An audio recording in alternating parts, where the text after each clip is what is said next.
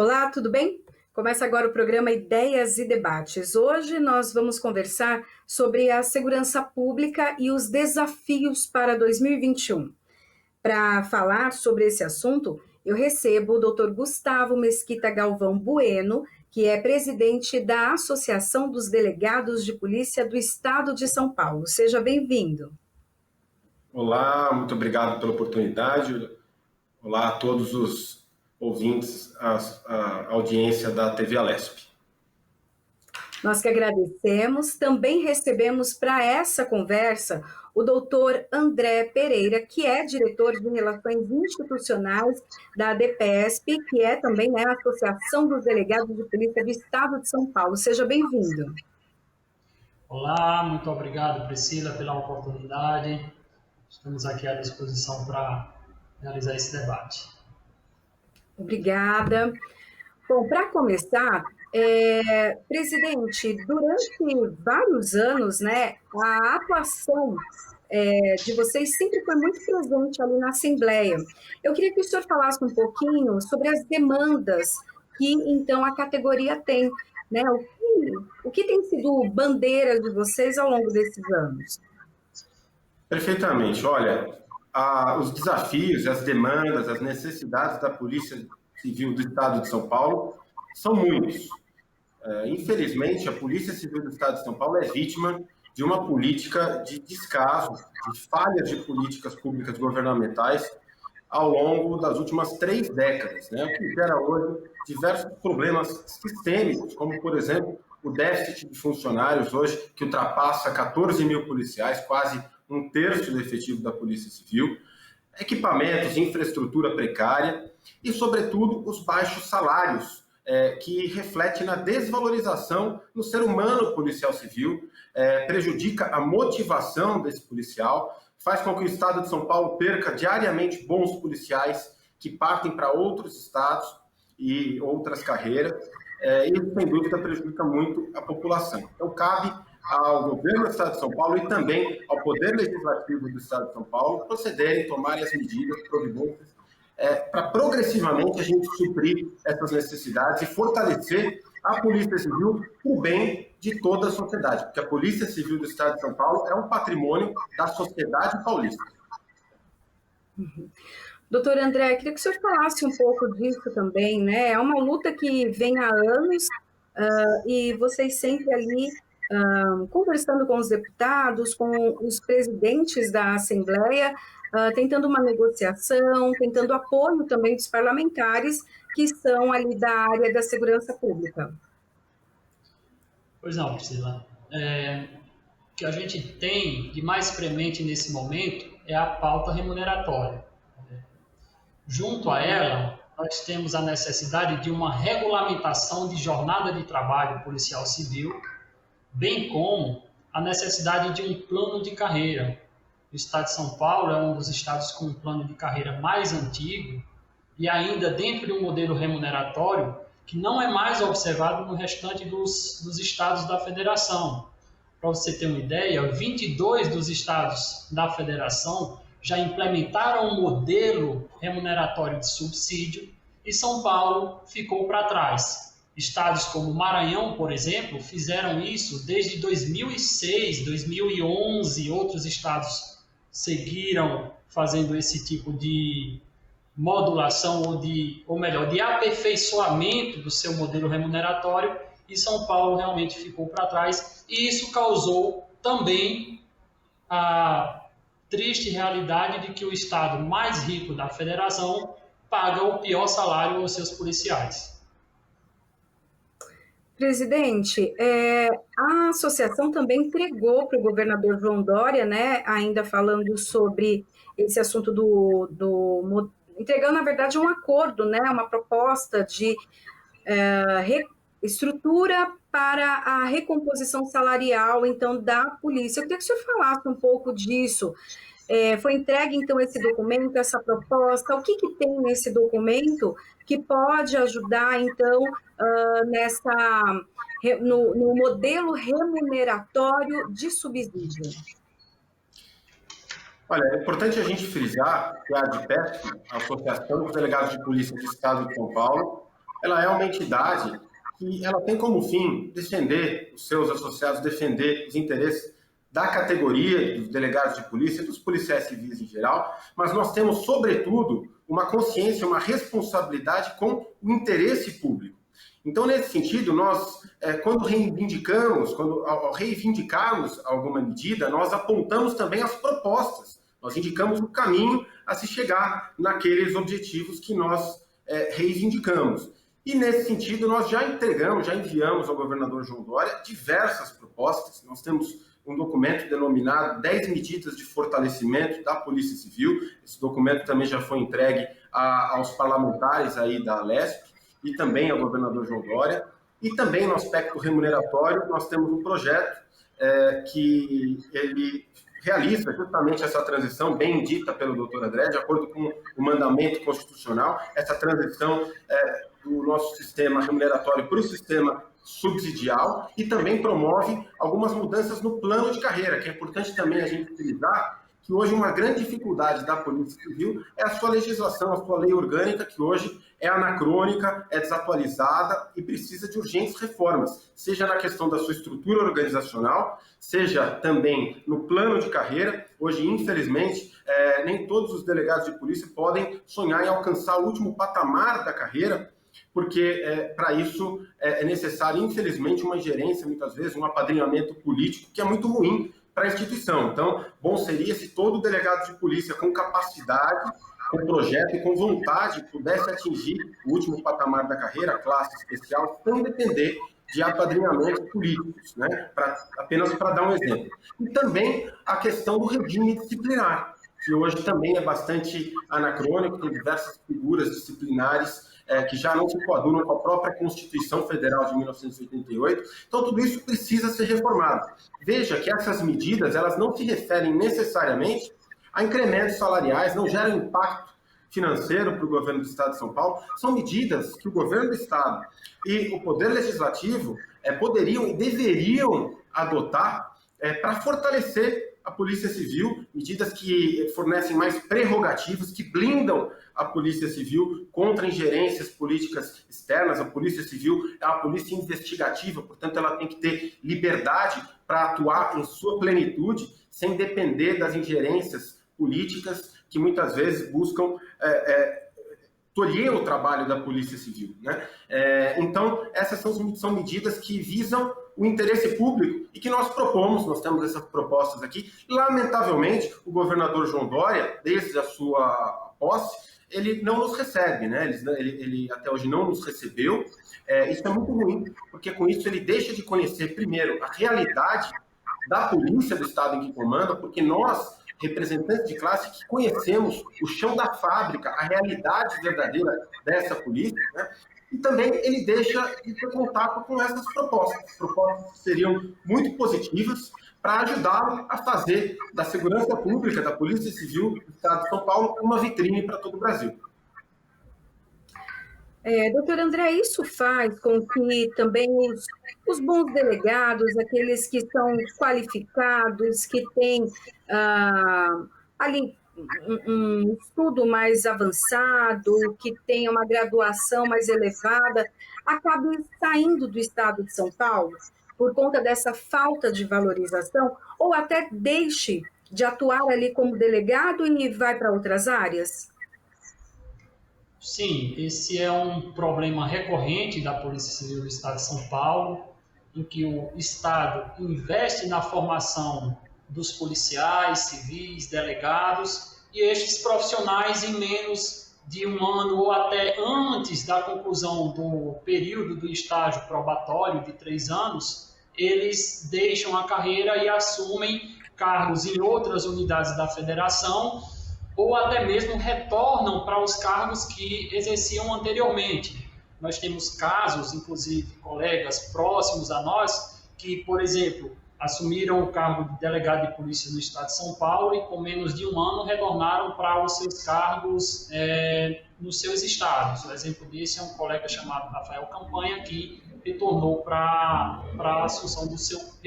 o seu cargo de oficial de justiça no seu estado de origem. Então, assim, nós temos essas situações, investimento público, sendo, de certa forma, jogado ao léu em razão da falta de incentivo e de atratividade para a carreira aqui no estado de São Paulo, né?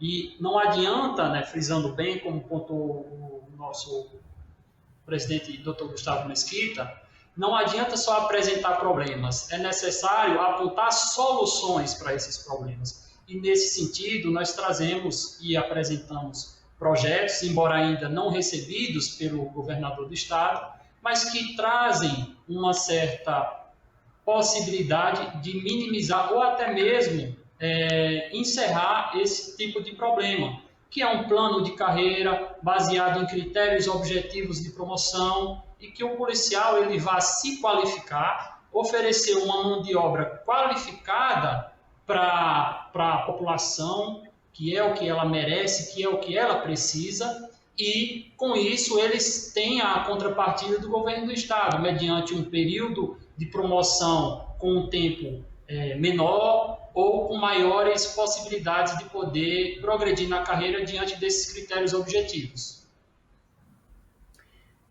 Presidente, há uma defasagem no número de policiais, delegados que poderiam aí ocupar vagas segundo a necessidade, inclusive, de todo o estado. E essa defasagem, caso ela exista, qual o motivo dela? Né? É a falta de interesse dos profissionais para ocupar essa vaga ou, na verdade, não tem? Há uma defasagem imensa, como já dito, mais de 14 mil policiais, quase um terço do efetivo previsto da Polícia Civil, que é fruto de diversos fatores. Um deles, a política realmente sistemática de descaso do governo do Estado de São Paulo ao longo das últimas 3 décadas para com a sua Polícia Civil, a sua Polícia Investigativa, né? Como, por exemplo, a demora nos concursos, na abertura de vagas, os concursos demoram a sair, não saem com a velocidade, com a periodicidade que deveriam. Quando eles saem também, eles são lentos, eles demoram a se concluir. Depois, o policial formado, muitas vezes o governador acaba também tendo demora na nomeação desses policiais. Isso tudo faz com que o déficit vá aumentando. Agora, esse é um aspecto. O outro aspecto fundamental é a questão salarial. Porque enquanto a gente não resolver essa questão salarial no estado de São Paulo, dos policiais civis, a porta de saída da Polícia Civil vai continuar mais atraente do que a porta de entrada. Então, nós continuaremos investindo na seleção, concurso público para realizar, custa caro. Nós investimos tempo e dinheiro na seleção, na formação desses policiais, e muitas vezes, depois de pouco tempo, nós vemos esses policiais profissionais capacitados, brilhantes, indo para outros estados e outras carreiras. Então, veja que é uma economia que não se sustenta mais do ponto de vista lógico. É uma economia verdadeiramente burra. A questão salarial dos policiais civis do estado de São Paulo, é importante que isso seja finalizado. Ela já ultrapassa apenas uma questão de justiça com o servidor em relação ao policial, que tem tantas atribuições, responsabilidades, sofre com risco de morte diariamente, mas, além disso, ela representa efetivamente uma falha de política pública, porque o Estado hoje gasta com a seleção, com a formação desses policiais e depois entregamos de mão beijada para outro Estado. Esse ciclo tem que acabar. Em um comparativo do salário dos delegados no estado de São Paulo e outros estados, há uma grande diferença? Essa eu vou deixar, inclusive, para o meu colega, o doutor André, responder, porque, inclusive, ele vem de outro estado, está aqui honrosamente nos brindando aqui com a sua presença, com o seu trabalho valoroso aqui no estado de São Paulo, mas é do estado de Pernambuco, eu vou deixar para ele responder. Obrigado, presidente, pelas palavras. Bom, essa pergunta ela é muito simples de ser respondida. O Estado de São Paulo paga o pior salário da federação aos seus policiais. Ela é muito simples de se responder. E aí vamos fazer um parâmetro. Nós temos um delegado de classe especial que no estado do Mato Grosso paga aquele que passou a sua vida inteira servindo à Polícia Civil, que realizou diversos trabalhos de grande valia para a população e que é remunerado com um salário de R$ 33 mil para a classe especial. Aqui no estado de São Paulo, conforme todas as tabelas de remuneração e o que pode ser visto no site da Secretaria de Pessoal, de Remuneração, esse delegado de classe especial no estado de São Paulo recebe uma faixa de R$ 15 mil, ou seja, menos da metade do que recebe um delegado de classe especial do estado do Mato Grosso. E aí você fala, e com relação às carreiras, a carreira do delegado de polícia na sua fase inicial, aquele que acabou de entrar na carreira. Nós temos também a maior defasagem relacionada aos demais estados. Um delegado de polícia hoje no estado de São Paulo entra recebendo R$ 10 mil e em alguns estados esse salário inicial é de 18, 20, 21, 24 mil reais, até como é o caso também do estado do Mato Grosso. Então, a comparação da tabela salarial é algo que causa extrema tristeza para os policiais que ingressam na carreira da Polícia Civil do Estado de São Paulo e também para aqueles que estão no final da carreira. É de ponta a ponta o pior salário do país. Só ressaltando que essa distorção ela se agrava ainda mais se a gente considerar todas as características do Estado de São Paulo. Primeiro, é o estado mais rico da federação. Segundo, é um estado onde, naturalmente, aqui a quantidade, o acúmulo de atribuições de serviço é naturalmente maior, de acordo com a nossa população, o crime organizado, o crime geral, que, infelizmente, ainda vive aqui, que nós temos que lidar aqui. Então, o delegado de polícia, o policial civil, ele trabalha muito aqui no estado de São Paulo, ele se submete a riscos diários, realmente em relação à sua vida, à sua integridade física, né? Muitas vezes ele é obrigado a trabalhar por 2, por 3, devido justamente à questão também do déficit de funcionários, e ele recebe como recompensa o pior salário da federação. Então, é muito triste porque é natural a gente imaginar que isso gere uma desmotivação natural no profissional. Todo profissional precisa de motivação, precisa de um salário digno para a sua subsistência, para ele se dedicar integralmente à sua função, né? Hoje é importante a gente frisar aqui, a gente falar em português claro, o policial civil muitas vezes é obrigado a recorrer aos bicos. Ele é obrigado, o policial civil que quer permanecer na legalidade, a viver do seu salário, ele tem que recorrer aos bicos, às atividades paralelas, para poder complementar o seu salário, para poder colocar o pão, o leite na mesa da família, porque senão ele não tem condições. Agora, isso é muito ruim. O ideal seria que o policial civil, policial militar, pudesse se dedicar exclusivamente à atividade policial. Só que isso só é possível pagando salário digno a esses profissionais. E lembrando, né, presidente, que nesse momento de pandemia, tanto os profissionais da área da saúde quanto os profissionais da segurança pública foram e são essenciais, né, nesse período, e extremamente expostos também a todos os riscos no caso dessa contaminação. Foi muito bom você ter tocado nesse assunto, Priscila, porque justamente essa é uma outra reivindicação nossa, que os policiais civis, que justamente como você disse, estiveram a todo momento na linha de frente da pandemia, que eles fossem já incluídos nessa primeira fase de vacinação. Porque durante todo momento nós estivemos expostos aos riscos da pandemia, se aliando aos riscos naturais já da nossa profissão, ainda mais expostos aos riscos, né, garantindo o funcionamento da sociedade, porque sem segurança pública a sociedade ela colapsa. Então, a continuidade do funcionamento dos policiais e serviços de segurança pública, ela garantiu nesse período, tem garantido o funcionamento da sociedade, e o que nós percebemos é que, mais uma vez, os policiais são deixados de lado, são esquecidos, né?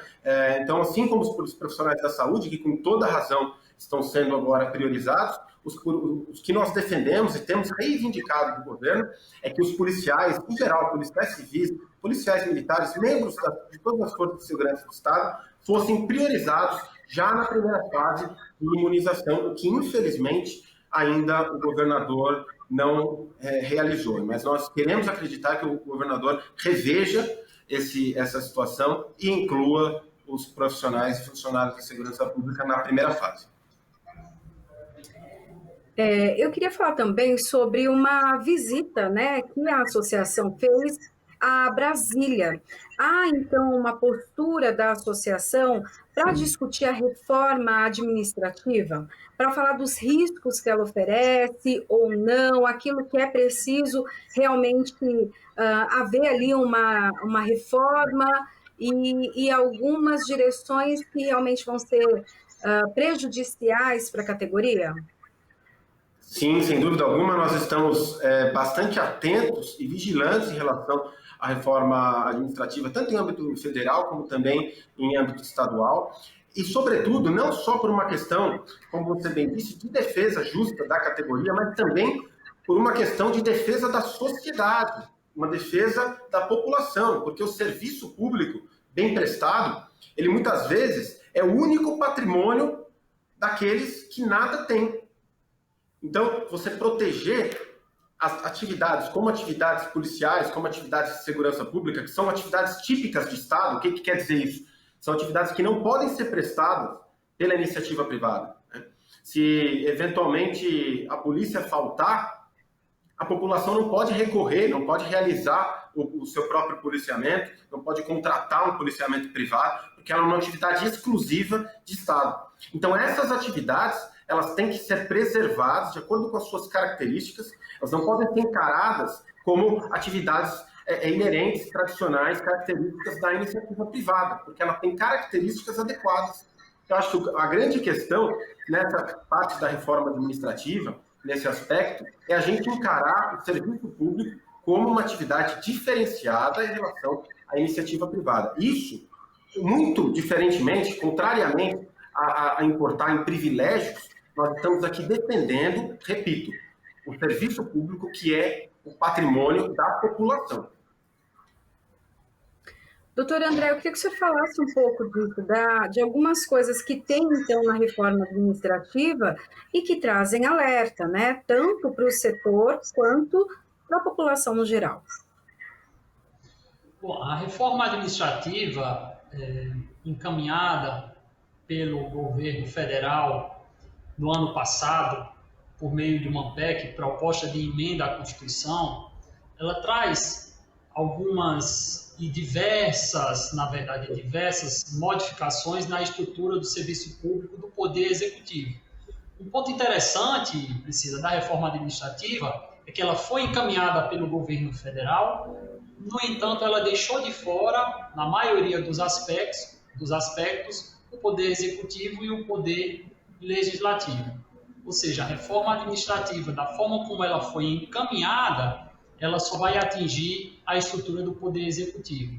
Obviamente que não há nenhum óbice do governo federal em encaminhar reformas pertinentes ao Legislativo e ao Judiciário, tendo em vista se tratar de uma PEC. Então, o argumento que poderia vir nesse sentido, realmente ele não tem embasamento, né? Alguns pontos específicos da reforma administrativa que nos causam preocupação são a extinção de alguns direitos, como, por exemplo, a extinção de verbas remuneratórias decorrentes de tempo de serviço. Isso, traçando em breves linhas, significa extinguir quinquênio e sexta parte da remuneração dos servidores públicos. Outra, que também atinge diretamente os policiais civis do Estado de São Paulo, seria a extinção de licença-prêmio.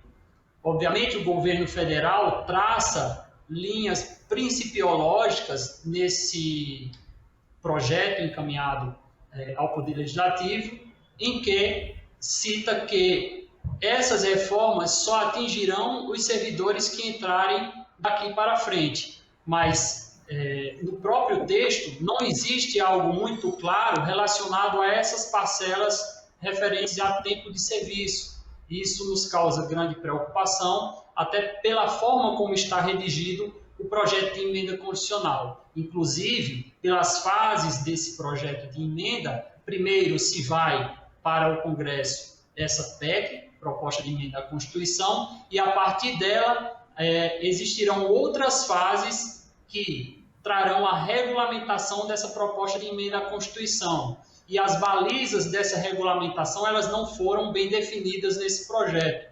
Então, a gente tem uma discussão aí enorme pela frente e, obviamente, que estaremos sempre aí atentos para resguardar os direitos dos servidores públicos, de uma forma geral, e mais ainda dos policiais civis, porque determinados pontos atingem diretamente a estrutura da Polícia Civil no seu quadro funcional, que já está extremamente debilitado.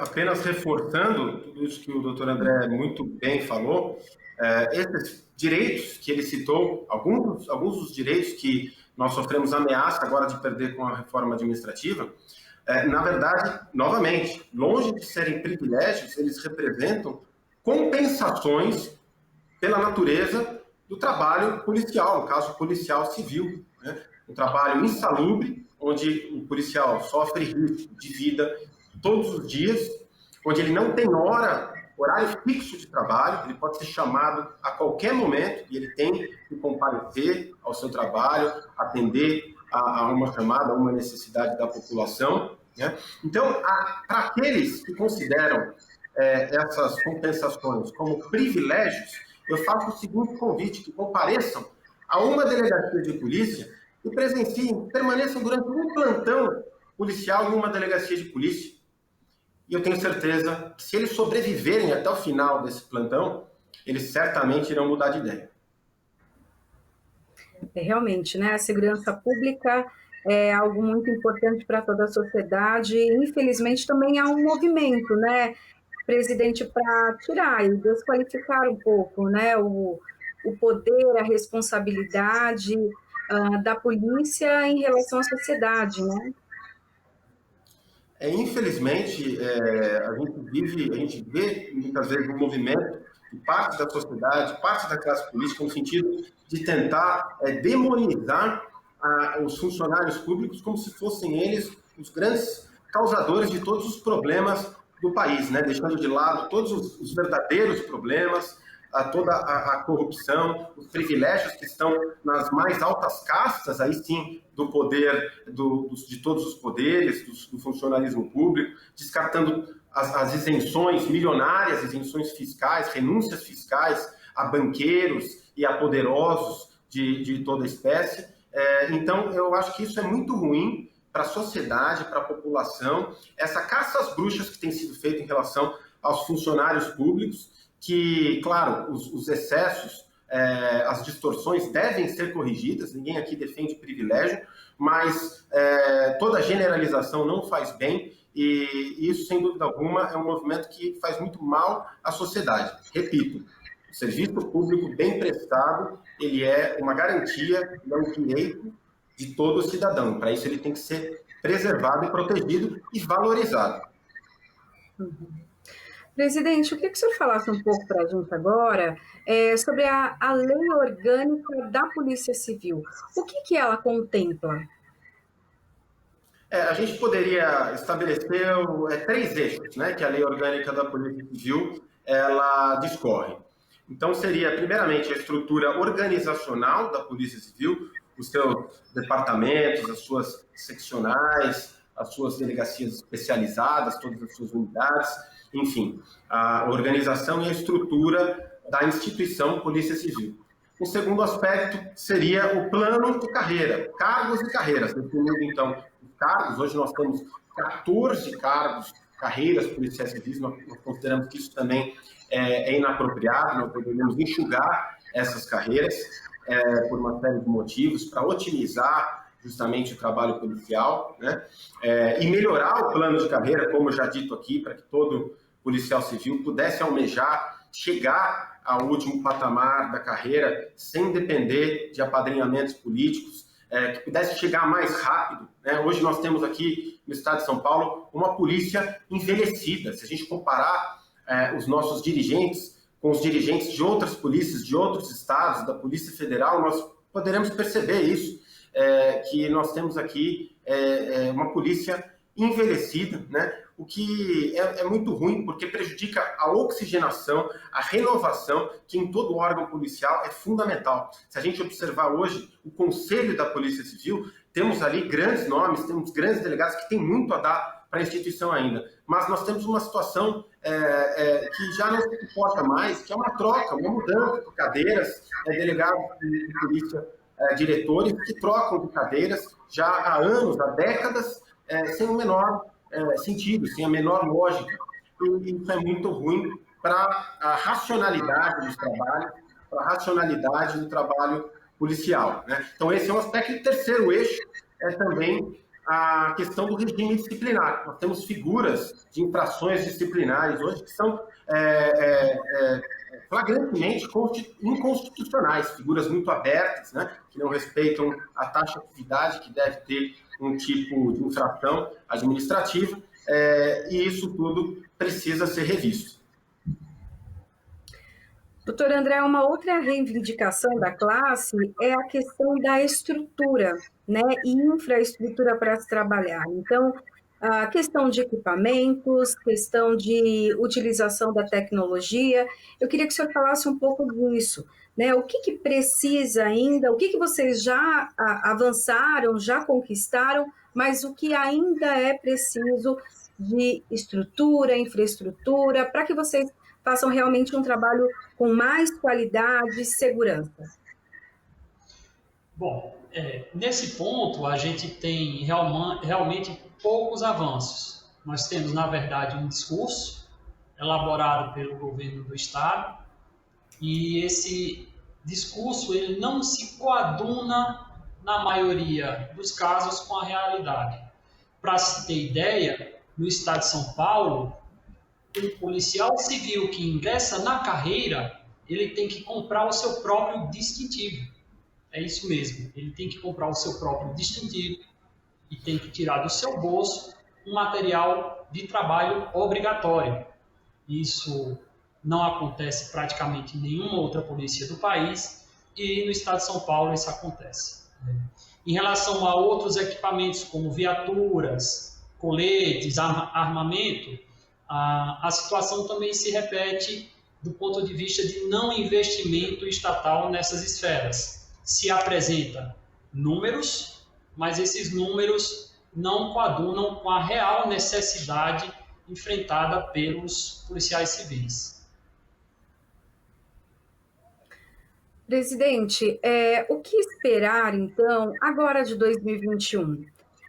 Nós estamos agora com um orçamento diferenciado, né, por conta do enfrentamento à Covid-19, temos a questão das vacinas, praticamente, na grande parte ali do orçamento foi voltado para os esforços em todo o estado, falando especificamente de São Paulo, mas isso aconteceu no Brasil todo, para atendimento das pessoas com Covid-19. O que o senhor espera, então, de investimentos, de estrutura para 2021 para o setor da segurança pública? Alguma coisa pode mudar esse ano? Nós esperamos, primeiramente, que o governador do estado de São Paulo, o governador João Dória, ele compatibilize o seu discurso já de época de campanha, a sua retórica anotada, na qual ele colocou a segurança pública como a sua grande bandeira, que ele compatibilize esse discurso, a sua retórica, com atos efetivos e reais no sentido de fortalecer, de valorizar as suas polícias, o que nós não vimos efetivamente até o momento. E essa valorização, ela deve começar no plano pessoal, no ser humano policial civil. Além da valorização no ser humano policial, há outras medidas, considerando até, nós entendemos essa fase de pandemia, em que é necessário economizar, em que a receita, a arrecadação caiu um pouco, apesar de já estar se recuperando, mas há uma série de medidas que elas deveriam já ser tomadas, no sentido de fortalecer, de modernizar a Polícia Civil, mas que por falta de vontade política, muitas vezes mascarada por outros problemas, no momento agora, por exemplo, a pandemia, que acaba servindo de desculpa para todos os problemas, né? Não se pode levar adiante um processo legislativo importante por conta da pandemia. Muitas vezes esse tipo de argumento não se sustenta, né? Eu vou dar um exemplo aqui de uma medida legislativa importante que no ano retrasado nós conseguimos aprovar. Era o projeto que criava o Fundo Especial da Polícia Civil, que era alimentado pela verba recuperada das investigações de lavagem de dinheiro. Um projeto que foi apresentado pelo deputado Olim, né?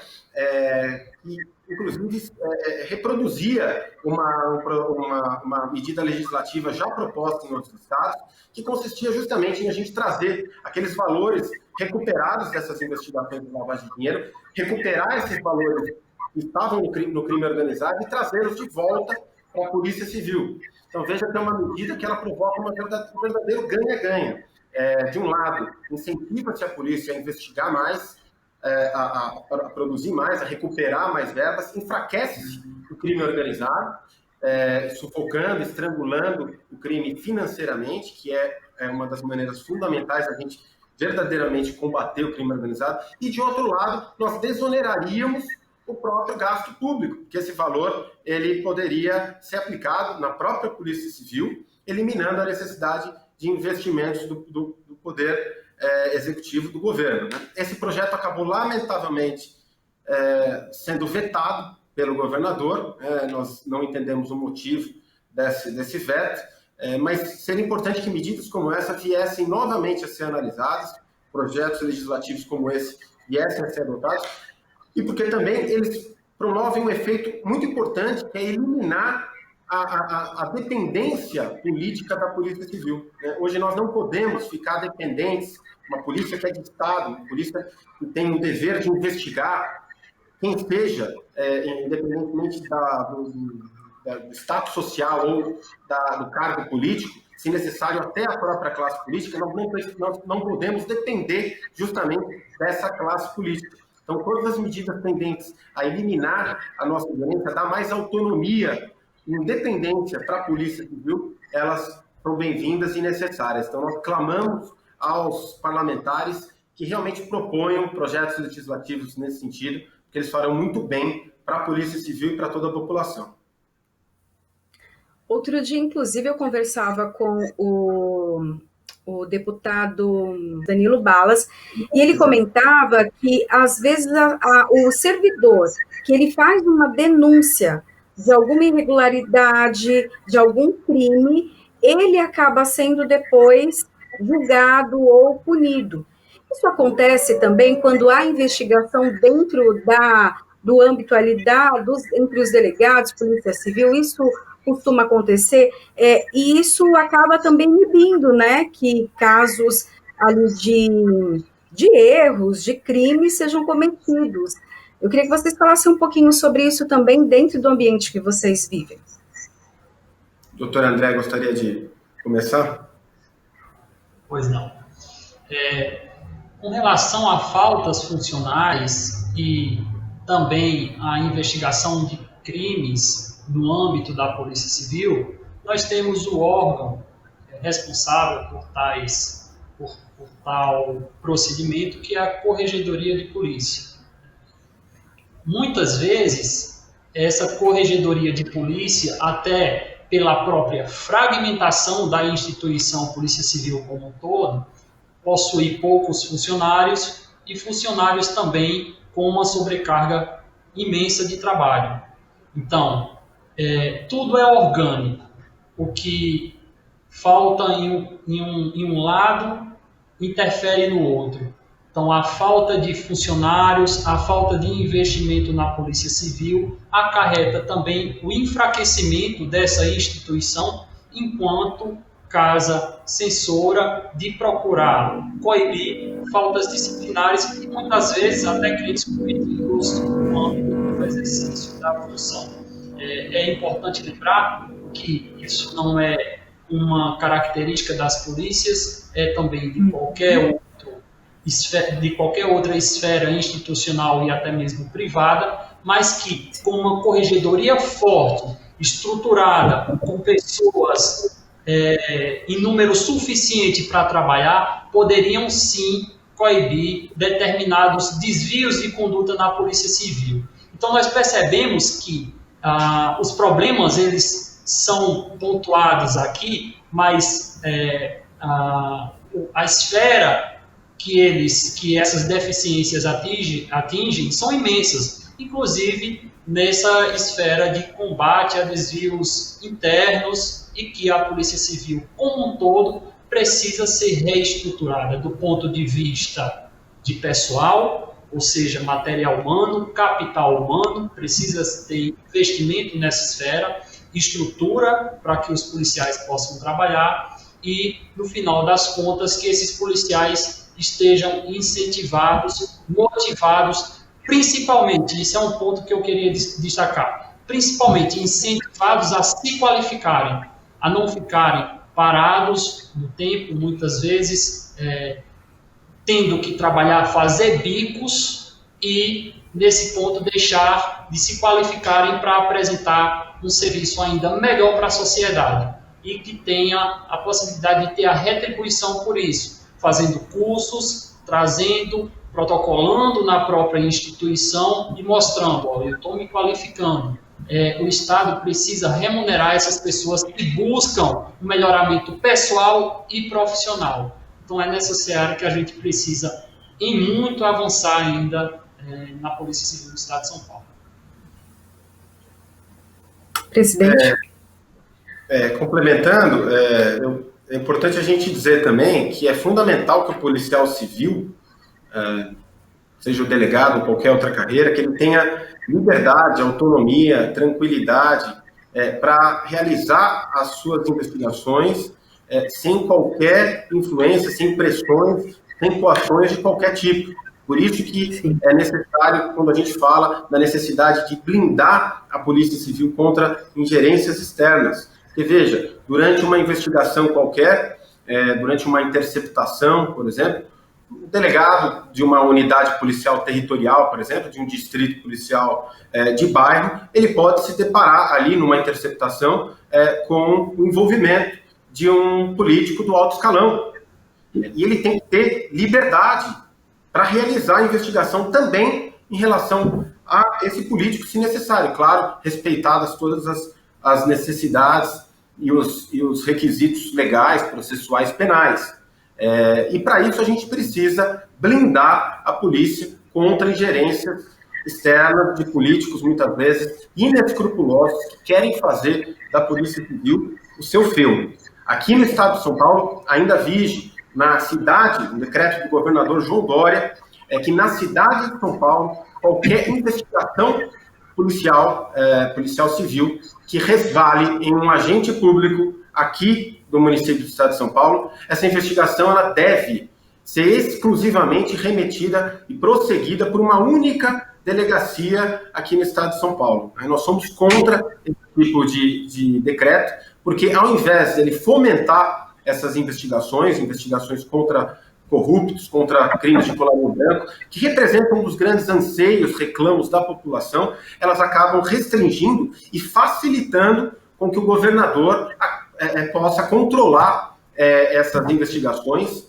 muitas vezes apenas colocando ali em posições estratégicas algum dos seus apaliguados. Então, é importante que também nós trabalhemos, esclareçamos aí a sociedade no sentido de cobrar que atos como esse, decretos como esse, sejam revogados e no sentido de promover, de apoiar outras medidas legislativas que promovam a autonomia dessa polícia civil, que é a polícia investigativa. Bom, nós estamos chegando agora ao finalzinho, então, do nosso programa. Eu quero agradecer, então, a participação, primeiro, do doutor, Gustavo Mesquita Galvão Bueno, que é o presidente da Associação dos Delegados de Polícia do Estado de São Paulo. Um minutinho para suas considerações finais. Queria agradecer a oportunidade, a você, Priscila, a TV Alesp, dizer a toda a população esclarecer, sempre uma oportunidade muito boa, muito importante da gente esclarecer a população acerca da importância da Polícia Civil e os reflexos que uma Polícia Civil fortalecida, atuando em sua plenitude, pode causar no dia a dia, na segurança da população. E, nesse sentido, chamar a população para abraçar a nossa causa, porque ninguém melhor do que a maior autoridade pública do Estado de São Paulo, que é o cidadão paulista, que é destinatário, detentor de todo o poder em um Estado de Direito, ninguém melhor do que o cidadão paulista para cobrar do governo de São Paulo aquilo que é sua obrigação, que não é favor. Investir em segurança pública, investir na Polícia Civil, na Polícia Militar, é obrigação do governador do Estado. E ninguém melhor do que o cidadão para cobrar do governador essa valorização, esse fortalecimento para o bem de toda a população.